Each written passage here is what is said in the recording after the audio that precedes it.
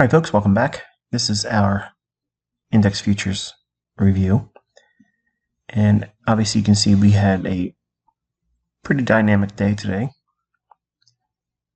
I'm going to take your attention to this down close candle right here, and this high, and this higher high. This pattern right here, from high, low, higher high, this is my bearish breaker.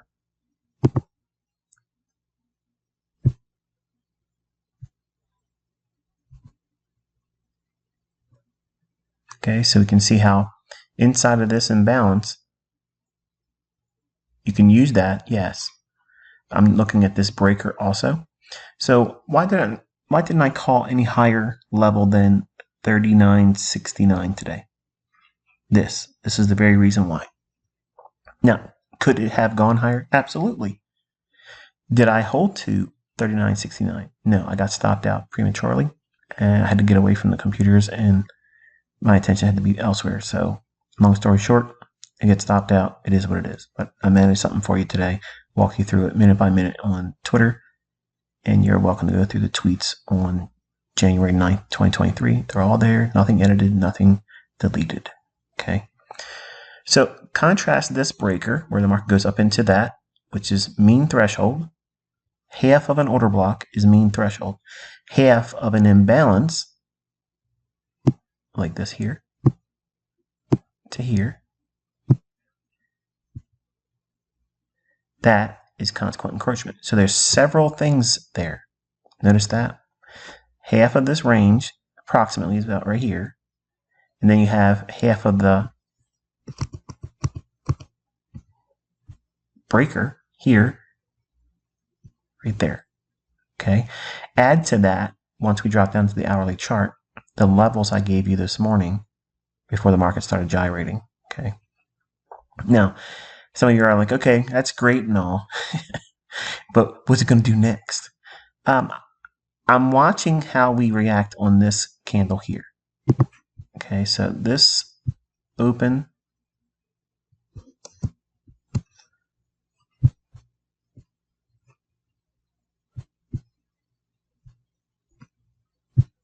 on this candle here, I'm watching that. That is a potential order block that I like.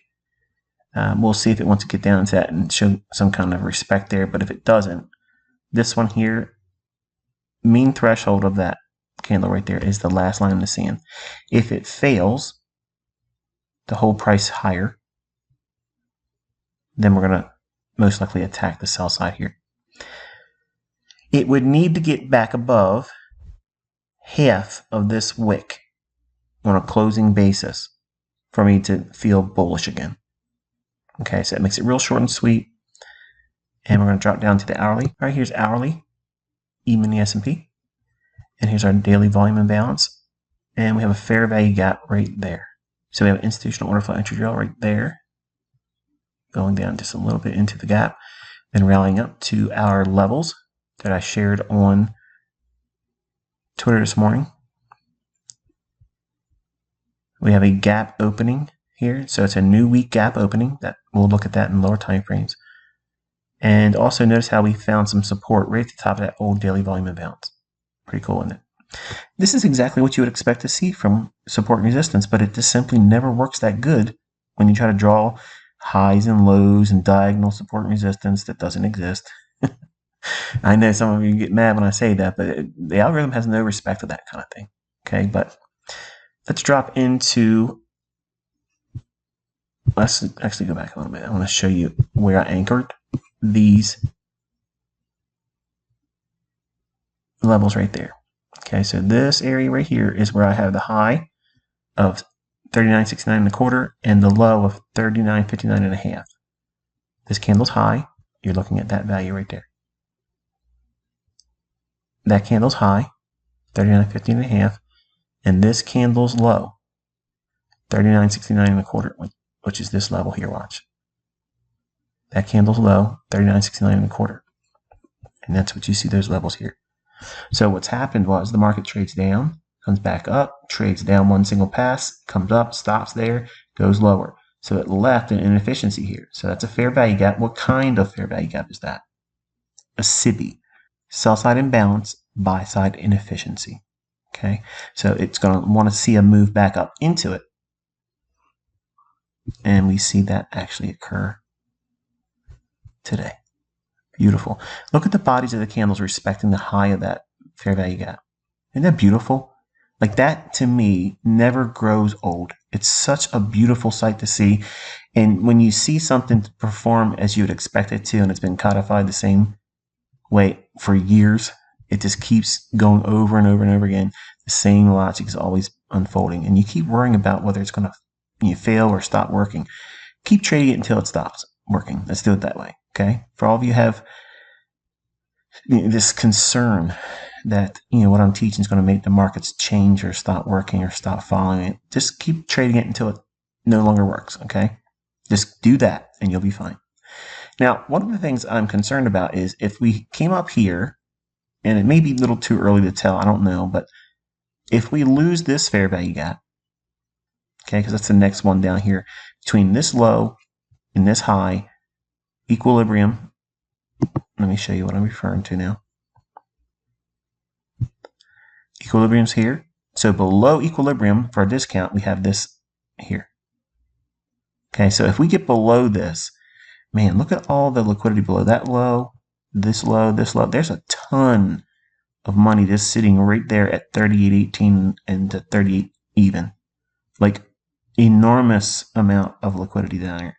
So I'm watching this here with the expectation that if this gives way and it goes down below, maybe comes back up, acts as resistance, it doesn't need to do that.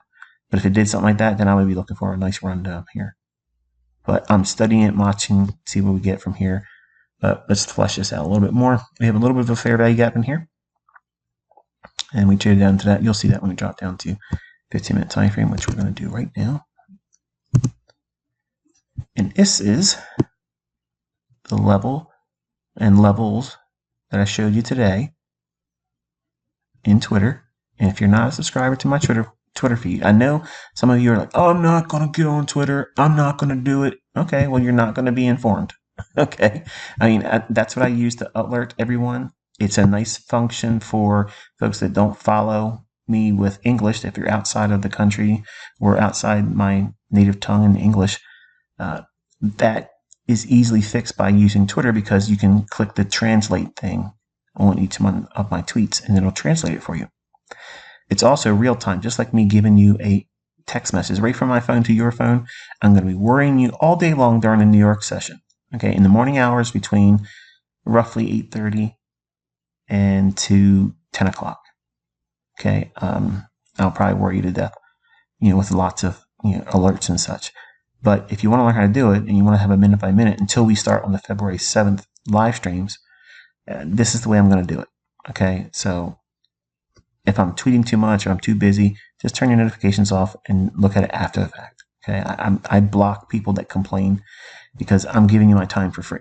Okay, and if you're going to give me your criticisms and that you don't appreciate being alerted that many times, then unsubscribe and go follow someone else. I really don't. I don't mind sending you on your way if you're going to be disrespectful. So the low and the high on that hourly SIBI, that fair value gap, here it is here and here. Okay. Here we have that hourly fair value gap and the top of that daily volume imbalance, that right here, this orange shaded area. That's what we were looking for as an upside objective last week, and it got to it, and then we found some support there. Okay, and then the market rallies, trades up into the low end objective. I was not a participant to the 59 level. I rounded it down to 59 during the tweets, so you'll see that. And then even on my chart, it's set to 39.59.00 level because I was roughly doing it with my eye.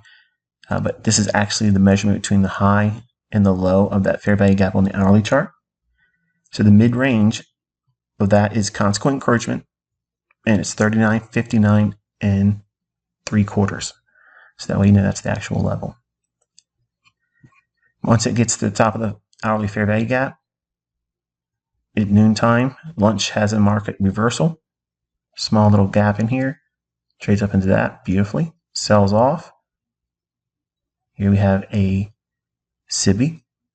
Market trades right back up into the SIBI. Leave some of it open, which is what you would like to see if it's going to be heavy and weak.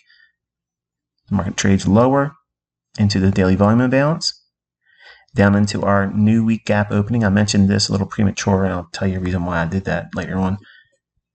And traded down into this imbalance, and finally, while we're doing our discussion here, it's trading down into that. So just a beautiful breakdown, crazy meltdown on S&P. To me, I think this is noteworthy. I think we probably, most likely, and I'm prepared to be wrong, but we most likely put the high of the weekend probably already. And it'll be interesting to see how we trade now going forward. That's my opinion. Don't bet the farm on it, but that's what I'm thinking we've seen so far. And let's go down to the market on 15-minute chart. Let's go to a 5-minute. All right, so now we're going to get a little bit more busier on the chart. Some of these things are going to be a little clustered up, and I apologize, but there's been a lot of things that was being discussed today. And we have sell side below these relative equal lows here. The market drops down. This candle here is 805. There really wasn't any news driver today, so you have to wait until 9:30 opening. Okay, so I tweeted that, said let's just relax and let things pan out like they would.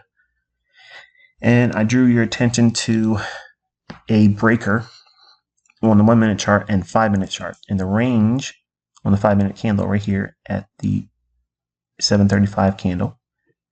That's what I wanted you to draw out in time, extending that out. And it was a little bit choppy. It took out the sell side here, then it took out the buy side here, traded down to the order block. And I mentioned this also on Twitter, so that way you can see that one here. And then we were consolidating around inside the breaker, which is exactly where I told you to take your rectangle on the 5-minute chart and extend it out in time. And then we went down, wicked through at 9:30 open, took out the sell side here, traded into an order block right there. Now, I did not mention this much, okay, because it was all happening real fast. And I got disoriented because I was trying to do the folks a favor that cannot trade ES and have to use the US 500. So I was toggling back and forth with my charts, looking at one chart with the US 500 and looking at the chart for ES, which is the market I actually trade. And I got disoriented, back and forth looking at it because like, what? So I said, okay, note the new week opening gap down here. When we went down here like this, I said, okay, note that. And that was an error on my part because you can see it in my tweets where I mentioned right when they're going down like this and coming back off of it, I'm highlighting this because I thought I saw something in the US 500, but was referring to it as if it were this chart here, ES for S&P 500 futures. The prices are going to be slightly different, okay, if you're comparing ES and the US 500 chart. Now look at the US 500 chart before I close this one out. But the market reversed in here, and I said, okay, we're back inside the breaker. I said, return your attention back to 39.50 up here when we were in here. And go back and look at the tweets, and you'll see that's the case. It rallies up, and then we took out this short-term high, and I said, okay, when you get to your fair value gap, which we'll see right in here when we drop into it, 1-minute chart, let's go right into that because this is already getting long-winded. It's okay, ICT. We like the long ones. And other folks, you're making videos too long. We could have done this in 5 minutes. You could have done this video in 30 seconds, ICT. I'd love to see you do it. Do it all live, mark it up like this, and then come back and explain it in 30 seconds where it makes sense, where it's useful, not just, this is what it did. All right, so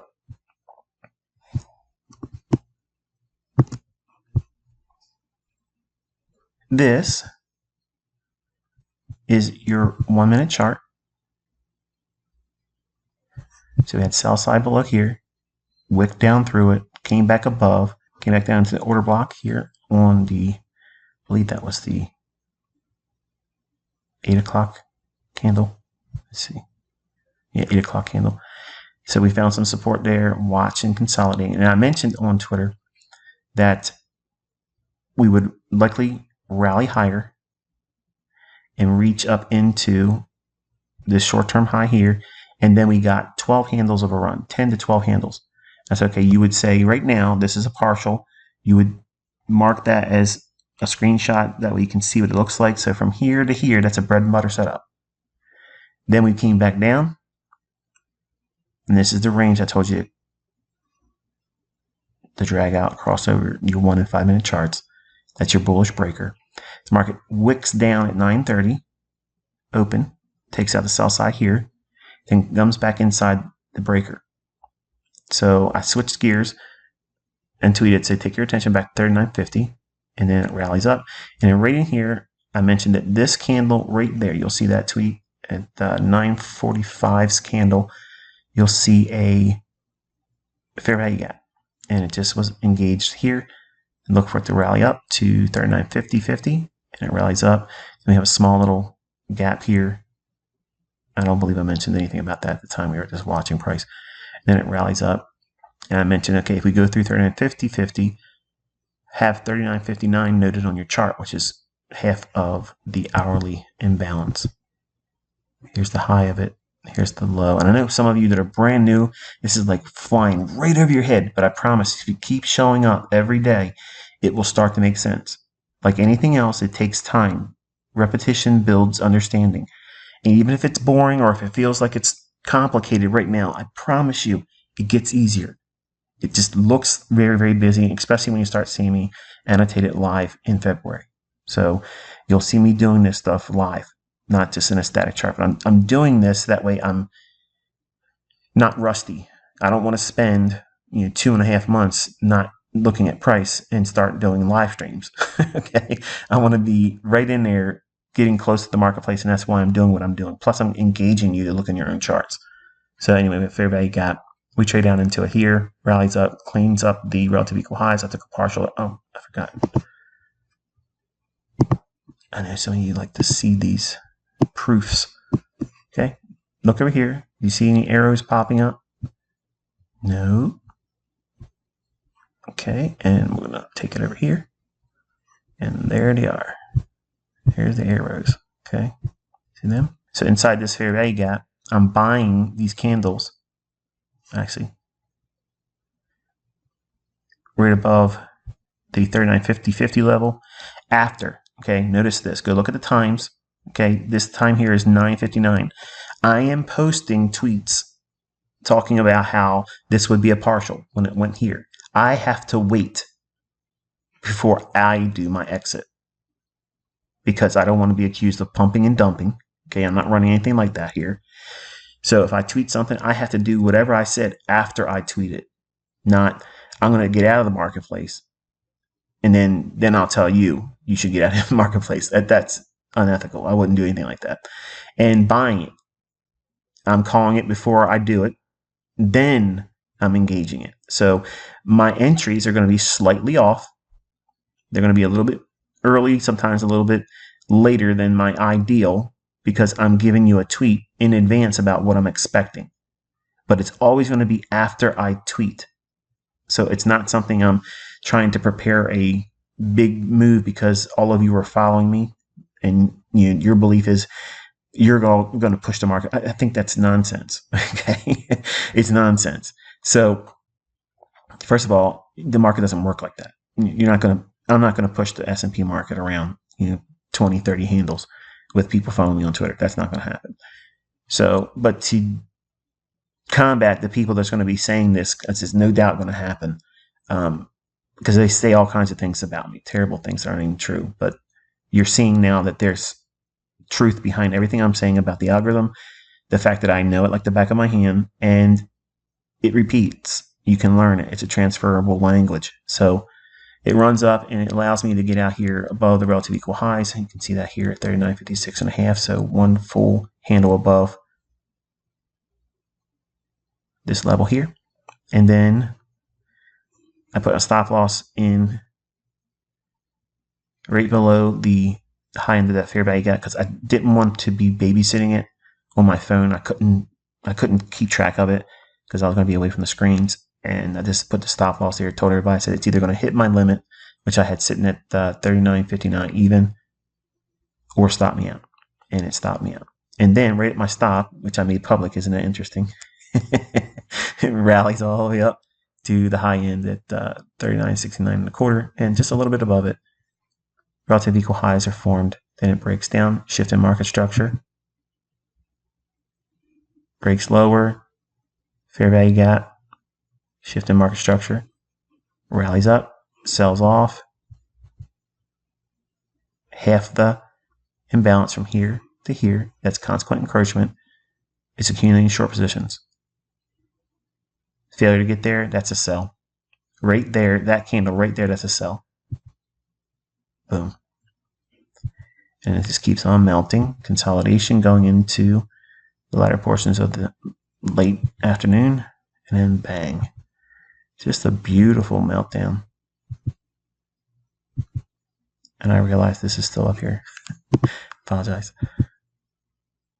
And there we are. Just a wonderful, wonderful day. Technically, just beautiful. And all of this here is a market maker sell model. So we have a consolidation. What's below the consolidation? Sell side liquidity. We rally up, buying inside of a breaker. See, you all think it's just, you got to wait for it to come back up and then buy it right there. Yeah, that's the infantile approach to doing it. But if you know directional bias, you know the next draw on liquidity, which was going to be this level up here, which I shared a tweet and saying this is where we would be. Then we have a fair value gap inside of a larger 5-minute breaker. It's obvious.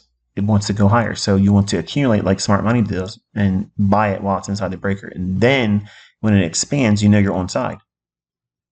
You don't need to wait for the breakout like retail. I don't do that. I do not trade like that. I know where it's going to break out before it's going to break out. And then I can trade inside that consolidation right in here. And keying up on what? Let me take that off. You can see that fair value gap right there. Let me take this off. You can see that little imbalance.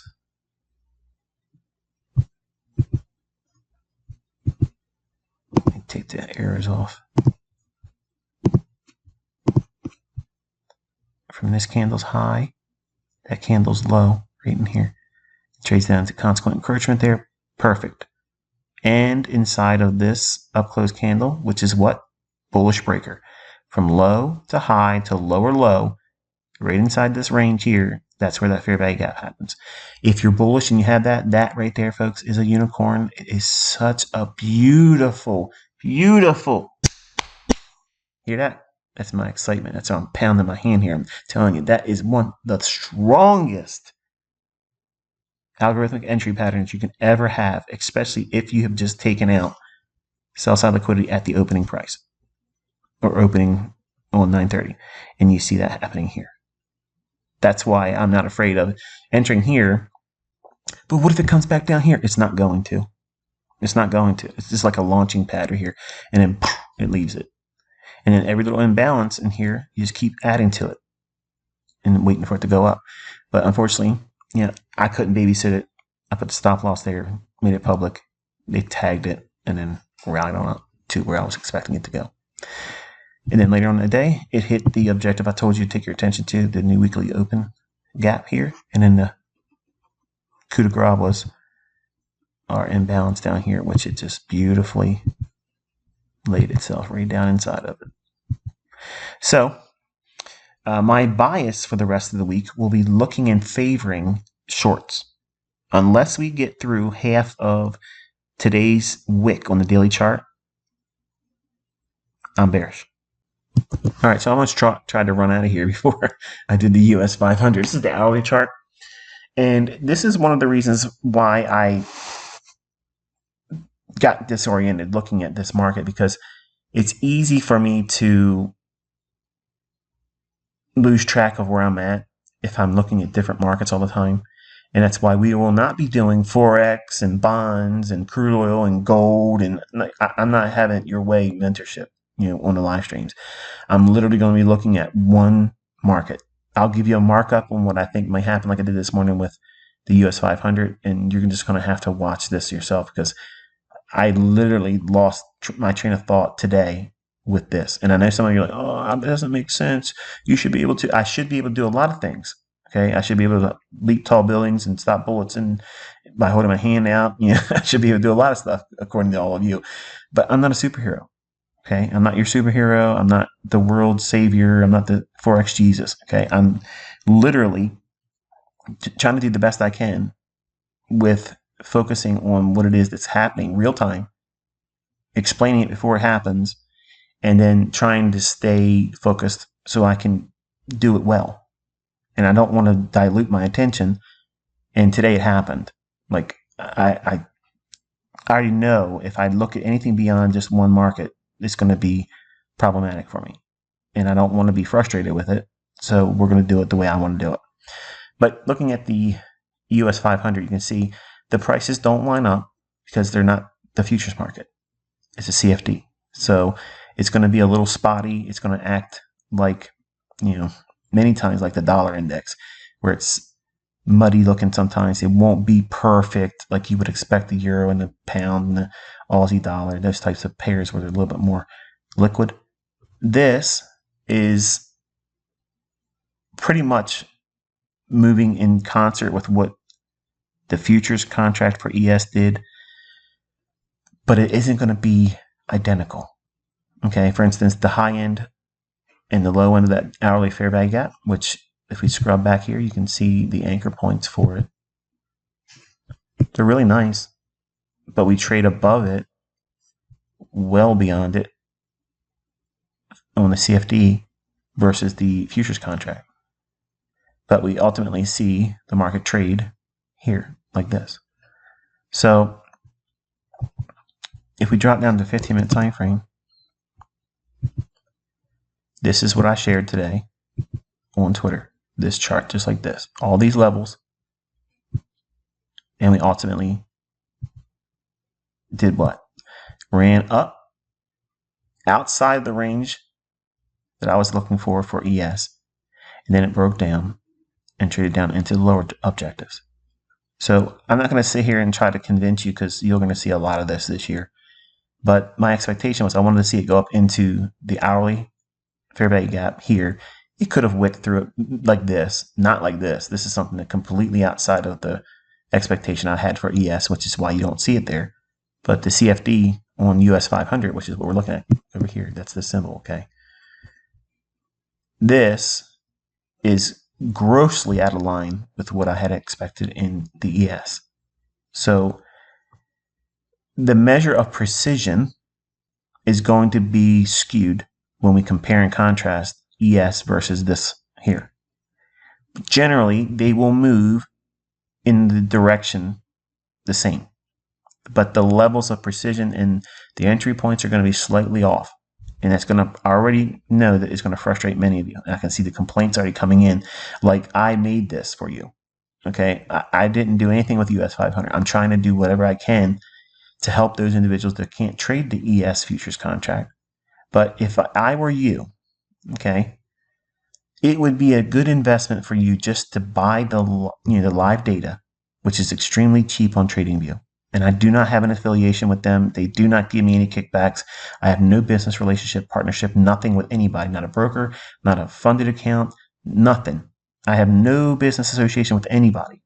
I'm telling you, it's worth your while to invest and get live data for ES and NQ futures markets. That way, you can spend this year with me, learn how to do this, and just simply take that information and apply it to this if you can't trade the ES, if you're outside the States, and you want to use your MT4 brokers or whatever.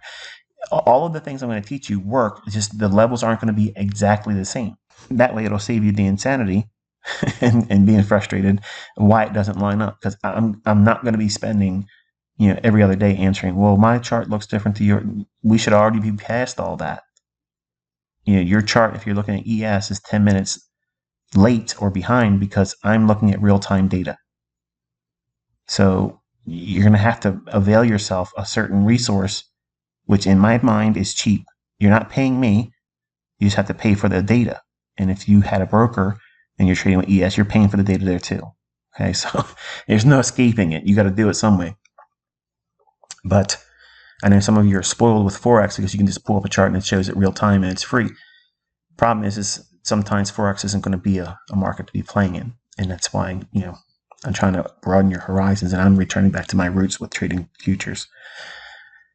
Last bit of business, and I'm going to close this one up. All right, so this young man here is one of my students. I'm not paying him, and he doesn't get anything from me except for the fact that I'm giving him a nod publicly. I have a lot of funded students all around the world, different walks of life, and I have a lot of privately funded with their own money students that are doing exceptionally well. A lot of folks that are under my tutelage don't like to have the attention drawn on them because I'm very polarizing. And they know that the people that don't like me are most likely going to spread the hate and vitriol towards them as well. And that's unfortunate, but it comes with the territory. This industry is extremely cutthroat. It's extremely complex, and the competition sometimes likes to play dirty, okay? And they think that they can talk about you or your family and try to fill the internet full of lies and things. And then you have to either ignore it or just do you, like I'm doing me, and I'm proving I can do this stuff. And it's going to be the moniker I say all the time, every week, every day, and it won't stop.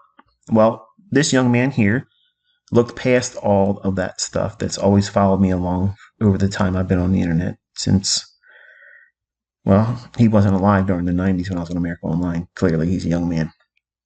But he took it upon himself to get in there and learn how to do it. Looked at the mentorship lessons, endured all the adversities, and didn't listen to everybody else saying, you can't do this, or this is fake, or this is that. This one's a scammer. He still delivers pizza. All that kind of stuff.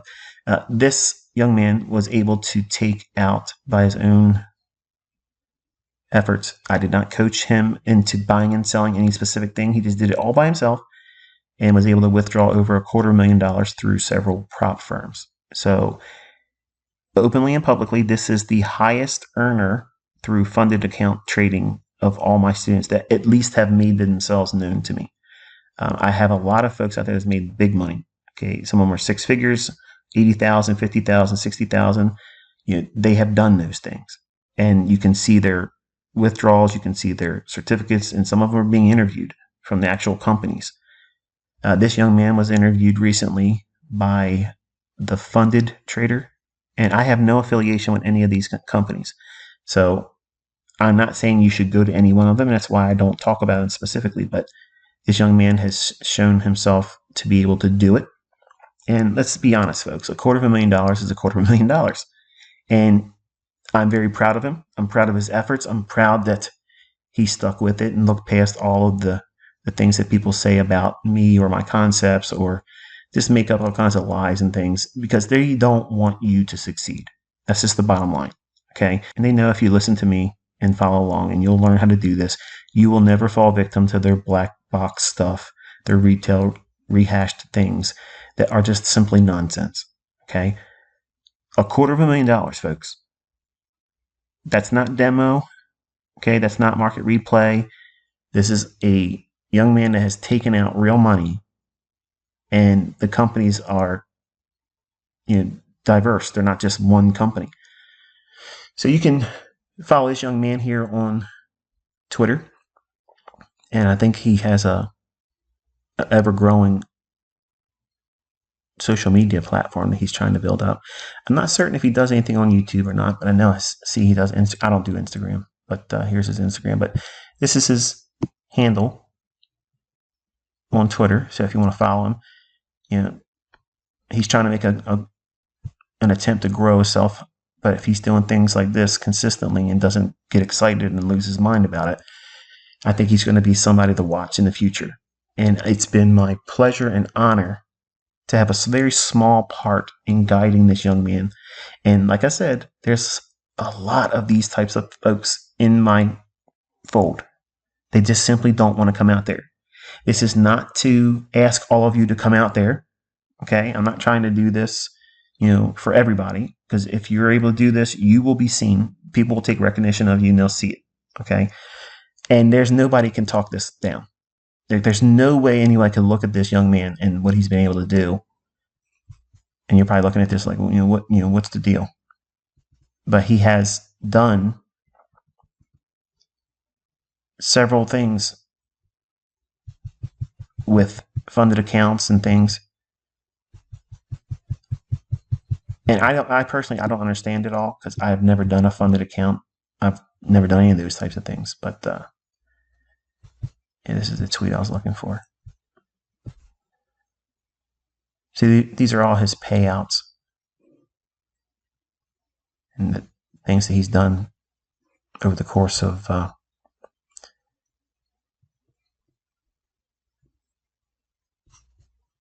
his journey with all this content. And to me, I think it's fabulous. I think it's amazing to see something like that. Hi, woman trader. She's probably thinking, "Oh, my name's up here." So the topic was this young man last night. My wife and I, my kids, we were all talking about him, and I think that it's just a wonderful position for me as a person that came up from nothing, like nothing. I didn't come from money.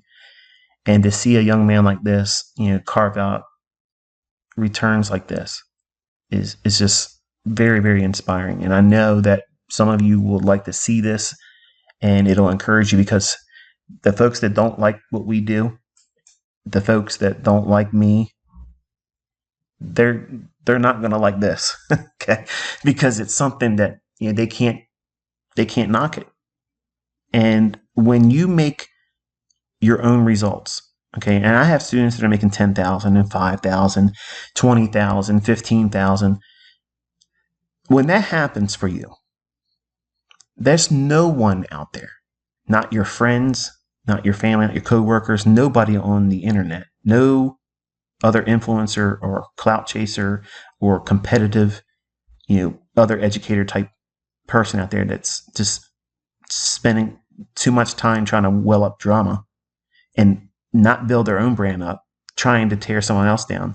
When you have this much evidence proving that there's people all over the world using the very things that you're trying to learn right now, and they're making real money, they're doing it with themselves, doing it exactly how I taught it.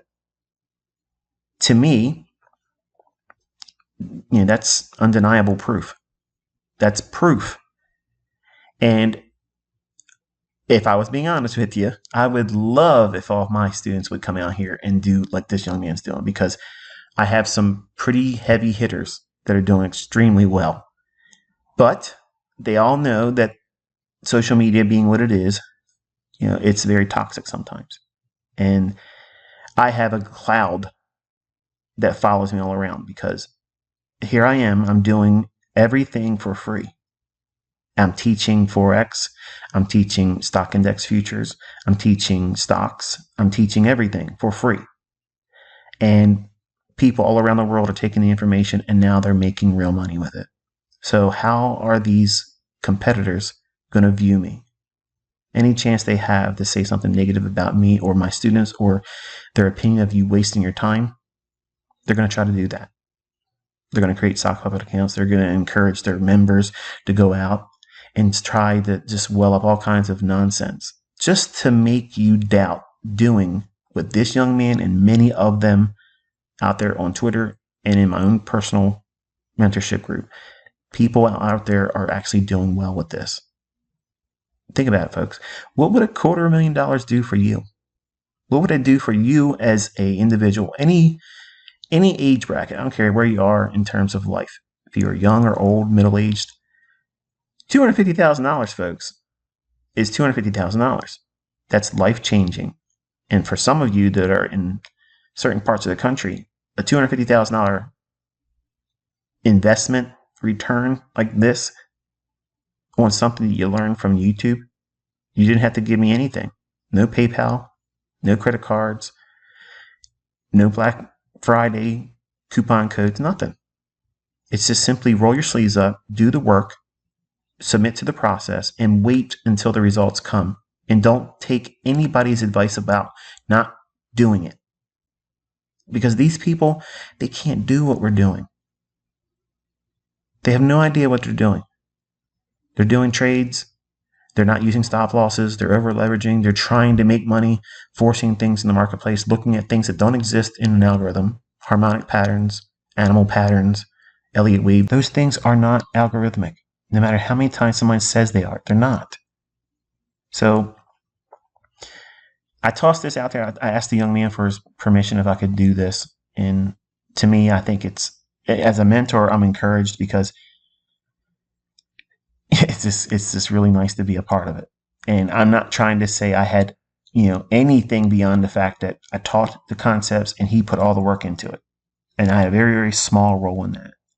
And any accolades he gets from what he's doing, they're his. He earned them. And I think it's just a wonderful thing to see a young man like this. And it makes me think of myself when I first came up. And I'm quite certain if you listen to his interview on The Funded Trader, I left a comment on that video. Some of you probably see where I post comments because you're subscribed and you get all notifications. But he has a little bit of a storyline that he talks about his family and such, and how his parents want him to go to college and things.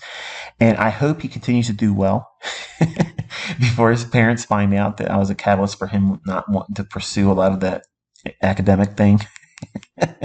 But moms and dads out there, if you're listening and you see your children do very well, just know that I've always felt strongly about this.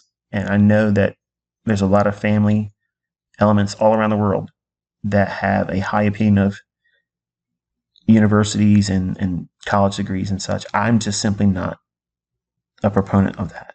So I believe the young man has done well so far. And if he doesn't lose control of himself and he just stays focused, the sky is not the limit. So, Paladin, I'm very proud of you. And I'm actively looking forward to seeing what you do going forward. Hopefully you found this insightful and encouraging. Until next time, be safe.